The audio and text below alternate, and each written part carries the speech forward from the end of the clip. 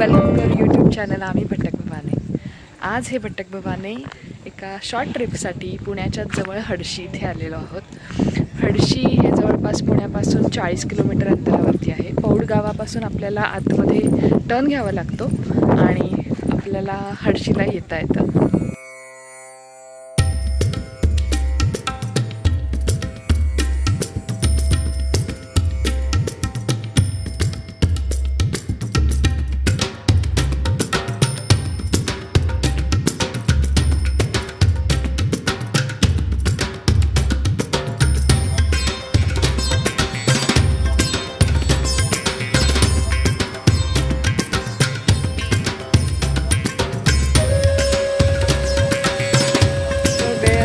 हडशीसोबत कोळवणला पण जाऊ शकतात। हडशी इथे सत्य साईबाबांचं प्रति पंढरपूर याचं मंदिर आहे।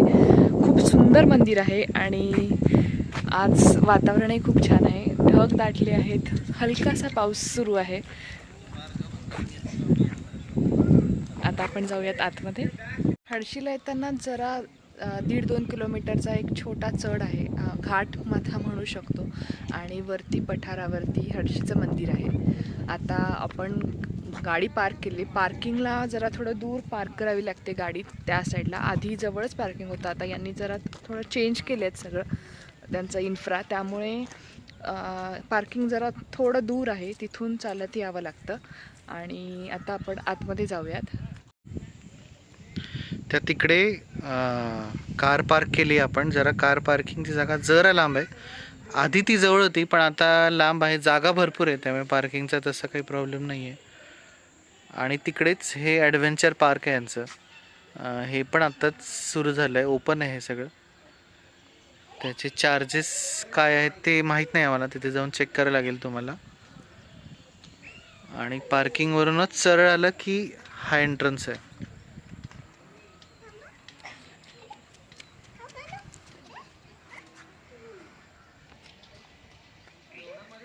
आणि हे समोर मंदिर आहे हडशीचं। सध्या पावसाचं मान्सून सुरू आहे, त्यामुळे सगळीकडेच हिरवळ आहे। खूप छान ॲटमॉस्फिअर आहे इथे, शांतता आहे आणि बऱ्यापैकी। आणि आम्ही सोमवारी आल्यामुळे अजूनच जास्त शांत आहे इथे।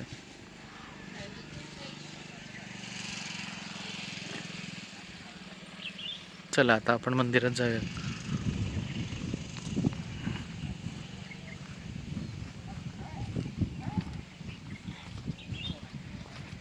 इथे असं बसायलाही बरीच जागा आहे, बेंच बनवले आहेत।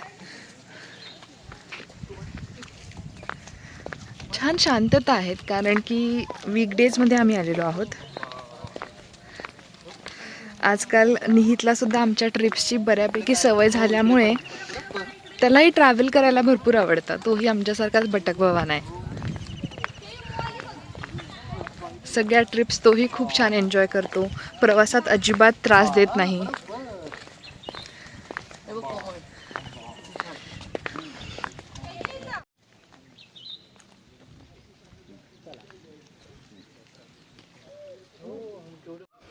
मंदिरात चढण्यासाठी या जवळपास 15 ते 20 पायऱ्या आहेत। पायऱ्या चढून आपल्याला वर जावं लागतं।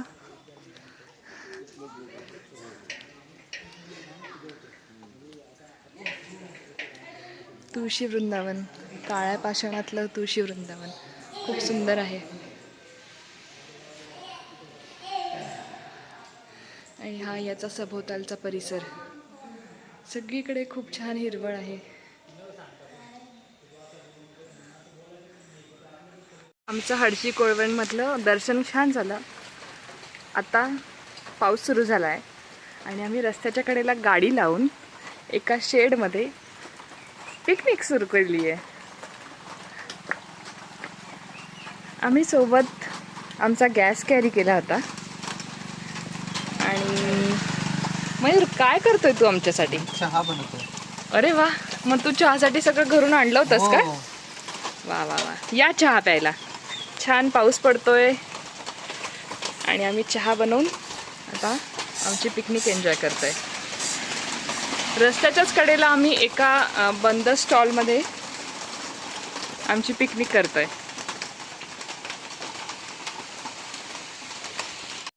हा आमचा झालाय चहा रेडी. मयूरने बनवलाय. थँक्यू मयूर. या चहा प्यायला. आमची शॉर्ट ट्रिप होती आजची हडशी कोळवणची.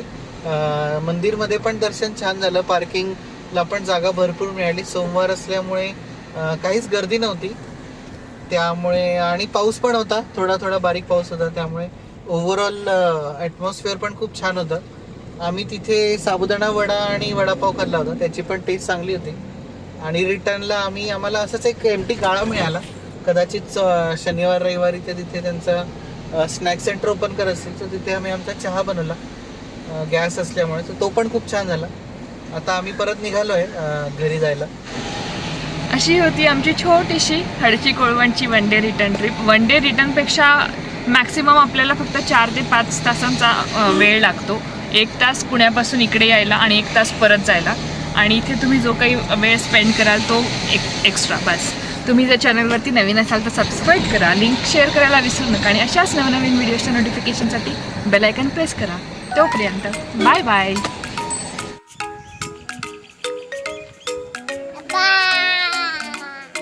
काय आहे ती? हंबा आहे.